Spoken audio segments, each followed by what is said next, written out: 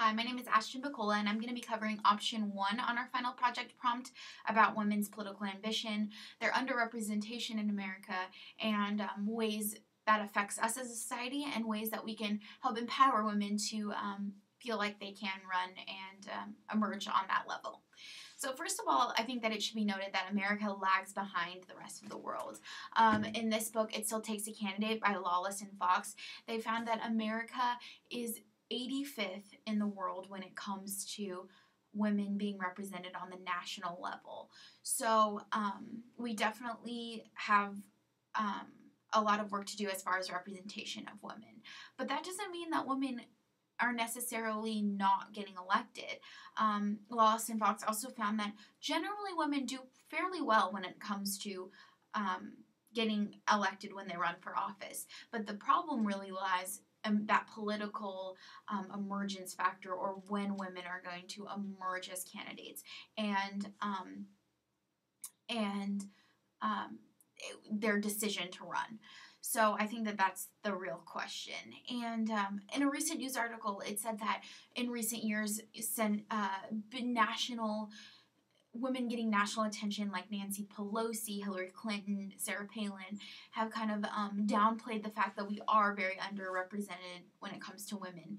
And the fact that these women are getting a lot of notoriety doesn't cover up the fact that there are tons of mayor, legislator, senator roles that are not being filled, and that women aren't even running for. So I think that that's something very important to note.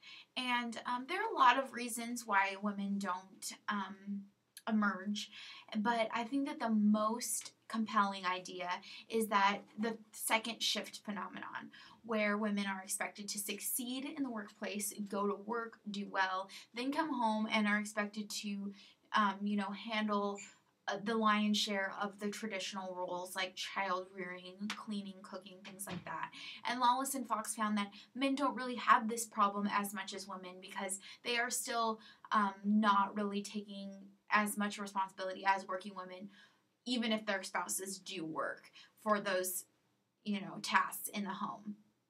And that idea is echoed and in the Slaughter article called Why Women Still Can't Have It All, in which Slaughter felt very torn between taking care of her family and also working at this great job in Washington, D.C. And that idea that sort of women have to be successful in their work and have to be successful in their home, and then the idea of trying to take on a third role of being a politician is just too much for many, working women to handle. And just the thought of taking that, they just can't give of themselves that much. And that's why many women wait until after their children are raised to run, like we found in the book, Cracking the Highest Glass Ceiling. It profiled Hillary Clinton, and Hillary Clinton was her children were already raised when she ran. And then you also have someone like Janet Napolitano, who was profiled in Notes from the Cracked Ceiling, where she doesn't have a family and doesn't have kids, and is therefore able to better devote herself to, running and being a politician. So, but another problem that comes with that is a double bind of people wondering, oh, this woman doesn't have a family, she's not really relatable, maybe harsh, maybe non-traditional, and so that's where it really comes into play. And then women with small children, like Sarah Palin, who was also profiled in this book, face a lot of criticism from the media, asking them why, they're maybe not home with their kids and home with their family, and that's where their role should be. And men really, who are running for office and have young families, don't really suffer this problem. And so it's sort of a pull there. And so the fact that women are underrepresented in America, that has some effects on our society as a whole. One of those main effects is differences in the issues covered. Women as a whole, Lawless and Fox found, are generally more likely to cover issues like abortion, education, food stamps, things like this. And if women are underrepresented, then those issues are also underrepresented. And the whole point is to represent the constituency accurately, and it's not as accurate of a representation if women are underrepresented. And Nancy Pelosi echoed this idea in a recent interview with Salon magazine, where she said, it's important that we don't discriminate what our male counterparts do, and there needs to be a diversity in our thinking and the representation in all aspects of our country. So she sort of echoed that idea.